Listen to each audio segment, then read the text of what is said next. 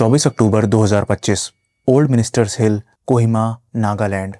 22 साल की विहो जोनू जाओ जब शाम को अपने घर से कुछ ही दूर बास्केटबॉल कोर्ट नहीं पहुंची तो उसके सभी दोस्त उसे कॉल करने लगे। एक डिसिप्लिन्ड एथलीट होने के नाते ऐसा कभी नहीं हुआ था कि विहो जोनू आने का कहकर बास्केटबॉल कोर्ट ना पहुंची हो। लेकिन इससे ज्यादा हैरान करने वाली बात यह थी कि उसका फोन नॉट रीचेबल आ रहा था। जब उसके दोस्तों ने उसके घर जाकर पता किया तो विहो जोनू की दादी ने बताया कि वो तो अपने तय समय पर शाम को बास्केटबॉल कोर्ट के लिए निकल गई थी। ये सुनते ही सभी का घबरा जाना लाजमी था। उसके बाकी दोस्त, जान पहचान वाले सभी से कांटेक्ट किया गया, लेकिन कोई क्लू नहीं मिला। ना तो उसे किसी ने देखा था और ना ही किसी से उसका कांटेक्ट हुआ था। शाम ढलकर रात और रात से सुबह हो गई, लेकिन विहो जोनू की कोई खबर नहीं थी। सभी गली, चौराहे और कोर्ट तक जाने वाले सभी रास्तों पर कई बार ढूंढ भी चुके थे कि तभी पड़ोस में रहने वाले किराएदार में से एक ने एक बार पूरे घर और आसपास की जगह पर भी खोज करने को कहा और यह सलाह काम भी कर गई। लेकिन इसका नतीजा एक बेहद दर्द भरे अंत तक ले गया जब सुबह 7:45 पर उन्हें विहो जोनू की लाश घर के बेसमेंट में बने रिंग वेल के पास मिली। बॉडी के ऊपरी हिस्से में खून लगा था और किसी ने बॉडी को बड़े शातिर तरीके से लकड़ियों, बोरी और पुराने कपड़ों से ढककर छुपाया था। इन मिस्टीरियस सर्कमस्टेंसेस में मिली विहो जोनू जाओ की बॉडी ने पूरे नागालैंड में तहलका मचा दिया। और होता भी क्यों ना, आखिर जिस राज्य को खुद एनसीआरबी ने महिलाओं के लिए देश में सबसे सुरक्षित राज्य का दर्जा दिया हो, वहां पर मात्र 22 साल की लड़की का यह अंजाम किसी के लिए एक शौक से कम नहीं था। आखिर क्या थी विहो जोनू की हत्या की असली वजह?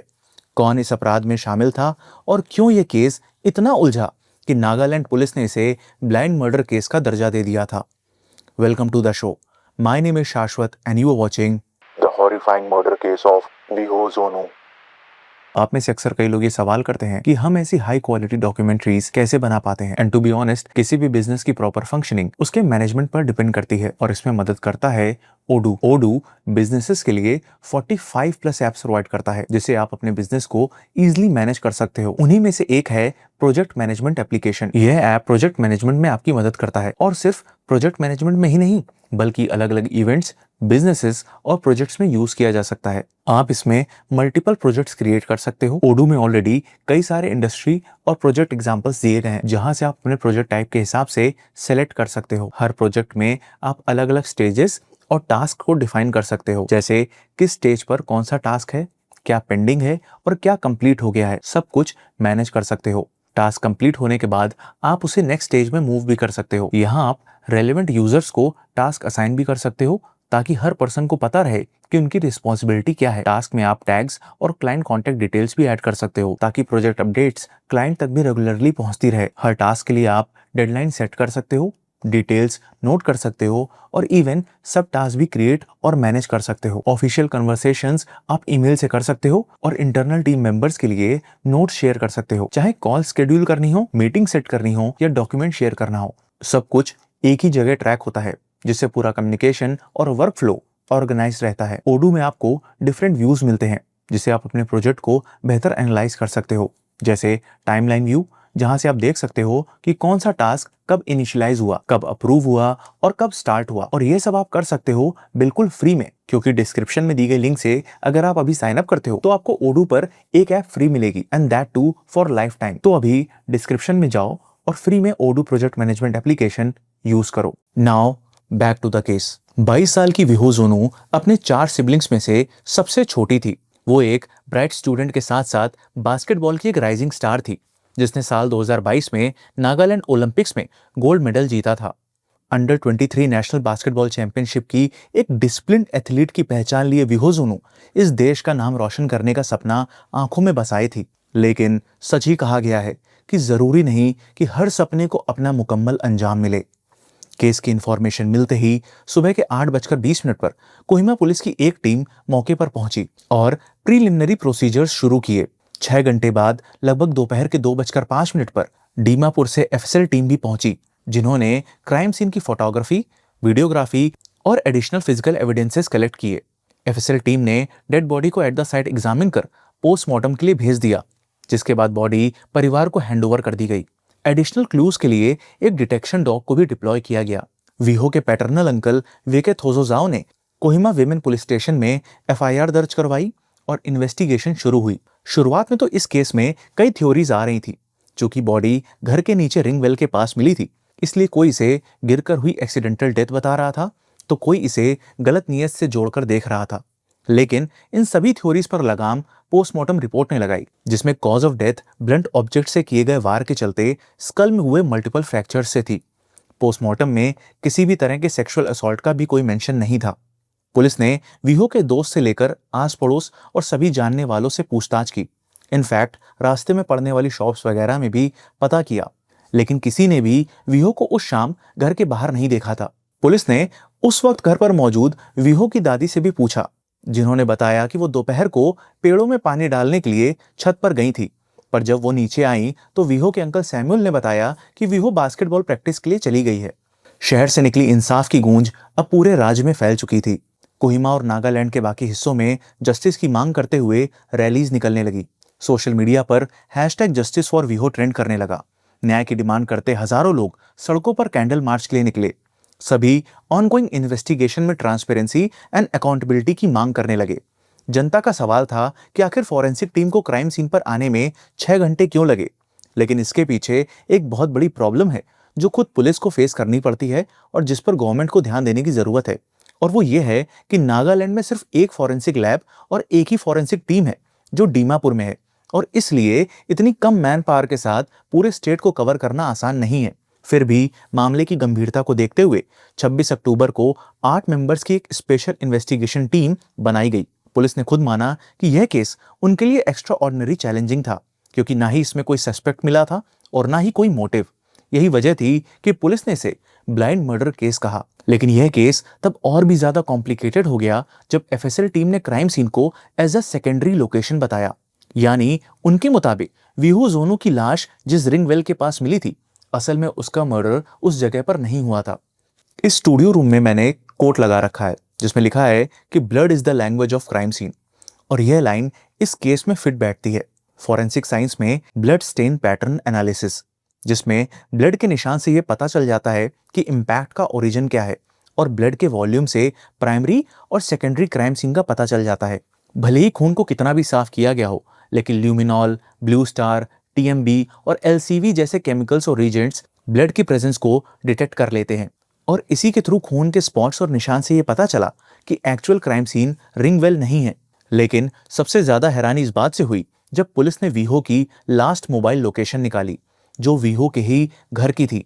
यानी वीहो जोनू के साथ जो कुछ भी हुआ था वो इसी घर की चार दीवारी के अंदर था, और इसलिए फॉरेंसिक टीम ने पूरे घर में खून के निशान चेक करने शुरू किए, और यहीं से हैरान कर देने वाले खुलासे शुरू हुए।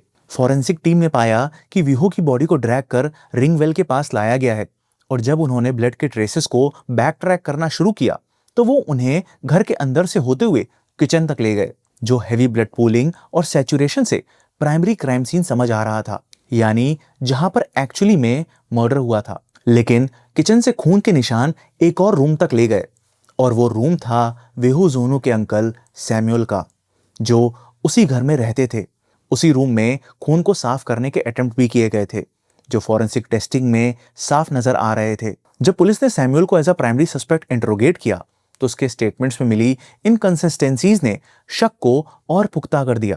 उसने काफी इधर उधर की कहानी बनानी चाही, लेकिन पुलिस की सख्ती के आगे आखिरकार सैमुअल ने अपना इकबालिया जुर्म कबूल कर लिया। सैमुअल ने बताया कि 24 अक्टूबर की दोपहर 2 बजे के करीब उसने वीहो से चाय बनाने के लिए कहा, लेकिन वीहो उसकी बात को नजरअंदाज कर अपने फोन में ही बिजी थी। इसलिए जब उसने दोबारा चाय के लिए टोका तो वीहो ने पलटकर बदतमीजी से जवाब दे दिया। बस इतनी सी बात से उसका पारा इतना हाई हो गया कि गुस्से में उसने पास में पड़ी फायरवुड, यानी जो लकड़ी जलाने के काम आती है, उससे वीहो के सर पर कई बार लगातार वार कर उसे मौत के घाट उतार दिया।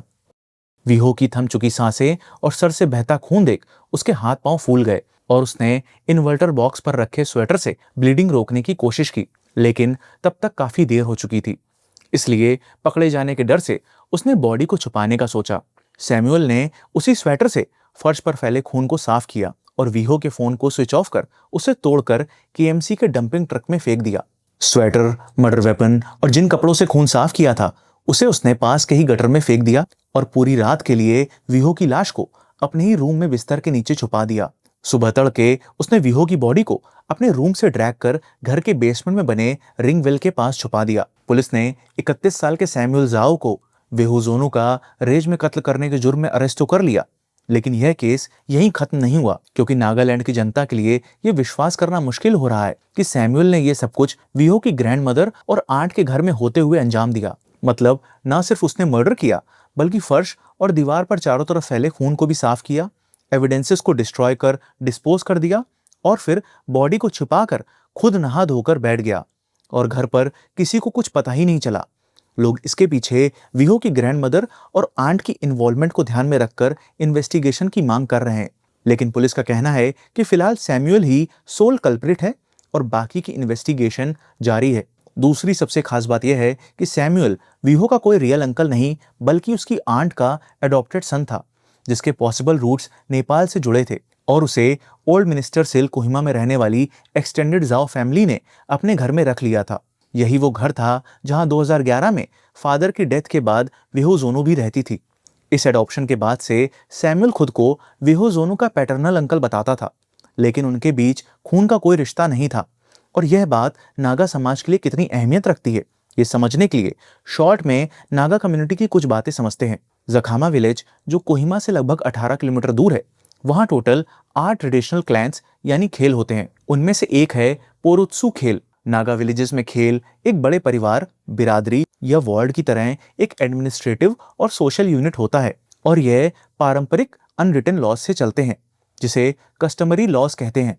इनकी कोई ऑफिशियली रिटन लॉ बुक नहीं होती, बल्कि पीढ़ियों से चले आ रहे नियम होते हैं, जिनसे डिसाइड होता है कि गांव में जमीन कौन कैसे रखेगा, शादी के रूल्स क्या हैं, झगड़े कैसे सुलझेंगे और किसी जुर्म की क्या सजा होगी। नागा समाज इन सभी नियमों की बहुत इज्जत करता है। एज पर ऑफिशियल रिकॉर्ड्स तो जखामा विलेज के होल्तो जाओ ही सैमुअल के बायोलॉजिकल पेरेंट थे, लेकिन जाओ लीनियज के किसी और बायोलॉजिकल ब्रांच से सैमुअल का कोई डायरेक्ट कनेक्शन नहीं है। पोरुत्सु खेल ने एक्यूज सैमुअल के जाओ सरनेम के इस्तेमाल पर सीरियस सवाल उठाए, यह कहते हुए कि सैमुअल के पास न एसटी सर्टिफिकेट, न इंडिजीनियस सर्टिफिकेट और ना ही कोई ऐसा ऑफिशियल डॉक्यूमेंट है जो उसका जाओ लीनियज से लेजिटिमेट संबंध प्रूव करे। आधार कार्ड, जो उसका इकलौता प्रूफ है, खेल के मुताबिक फैमिली के कंसेंट के बिना भी बन सकता है, इसलिए उसे सरनेम का अधिकार नहीं दिया जा सकता। खेल ने यह भी क्लैरिफाई किया कि सैमुअल की अडॉप्शन कब, कैसे और किस प्रक्रिया से हुई, इसका कोई रिकॉर्ड भी उनके पास नहीं है। साथ ही उन्होंने यह भी बताया कि सैमुअल ने कभी खेल में कोई कंट्रीब्यूशन नहीं दिया और ना ही कम्युनिटी की जिम्मेदारियां निभाई, इसलिए वो ना पोरुत्सु खेल का मेंबर माना जा सकता है और ना ही जखामा विलेज का। इन सभी कारणों के आधार पर खेल ने डिक्लेयर किया कि सैमुअल को किसी भी तरह की डॉक्यूमेंटेशन में जाओ सरनेम यूज करने का अधिकार नहीं है। पोरुत्सु खेल की नजर में मर्डर एक ऐसा पाप है जिसे समाज कभी माफ नहीं करता। ऊपर से उनके समाज से बाहर एक शख्स ने उनके समाज की एक बेटी की हत्या कर दी, वही शख्स जिसे एक भरोसे के साथ उसी घर की छत के नीचे पनाह दी गई थी। इसलिए उनकी मांग है कि सैमुअल को कैपिटल पनिशमेंट मिलनी चाहिए। पोरुत्सु खेल के यूथ ने सैमुअल के कमरे में भी तोड़फोड़ की और साथ में यह भी वार्न किया कि अगर सैमुअल खुला घूमता मिला और कानून ने कुछ नहीं किया तो कम्युनिटी अपने पारंपरिक कानून के हिसाब से खुद एक्शन लेगी। मर्डर के तुरंत बाद कम्युनिटी ने वीहो की आंट और ग्रैंड मदर को भी समाज से बेदखल कर दिया, लेकिन बाद में पोरुत्सु खेल ने क्लैरिफाई किया कि उन्होंने बेदखली की कोई फिक्स ड्यूरेशन अनाउंस नहीं की, क्योंकि पुलिस ने अभी तक ये प्रूव नहीं किया है कि उनका इस मर्डर में क्या रोल था। यह मसला इतना बढ़ गया है कि नागालैंड भर में एडॉप्शन पर एक बड़ी डिबेट शुरू हो गई है। Association of Kohima municipal wards council ने भी इस पर गंभीर चिंता व्यक्त की, ये कहकर कि नागाज आजकल नॉन इंडिजीनियस लोगों को जल्दी अडॉप्ट कर लेते हैं, बिना इस बात को समझे कि इसके कम्युनिटी लेवल पर क्या कॉन्सिक्वेंसेस हो सकते हैं। काउंसिल ने इस केस को एक बिग आई ओपनर बताया और the old woman and the ungrateful snake वाली कहानी का हवाला देते हुए ये याद दिलाया कि हर नेकी का बदला अच्छाई से नहीं मिलता। बहरहाल एक 22 साल की टैलेंटेड बास्केटबॉल प्लेयर जिसके आगे एक बेहतर भविष्य पड़ा था, आज वो इस दुनिया में नहीं है। इस केस ने एक और कड़वी सच्चाई सबके सामने ला दी कि फिट ऑफ रेज यानी पल भर का गुस्सा किसी की जिंदगी ले भी सकता है और अपनी जिंदगी बर्बाद भी कर सकता है। एक ही पल की हिंसा ने वीहो का सब कुछ छीन लिया और दूसरे ही पल सैमुअल ने अपना पूरा अस्तित्व, अपना नाम, अपना फर्ज और पूरी कम्युनिटी में अपनी जगह खो दी। अगर आप क्राइम केसेस ऑडियो फॉर्म में सुनना पसंद करते हैं तो आप स्पॉटिफाई पर हमारे पॉडकास्ट को सुन सकते हैं। जिसका लिंक डिस्क्रिप्शन में दिया हुआ है। और ढेर सारा प्यार और सपोर्ट देने के लिए दिल से थैंक यू।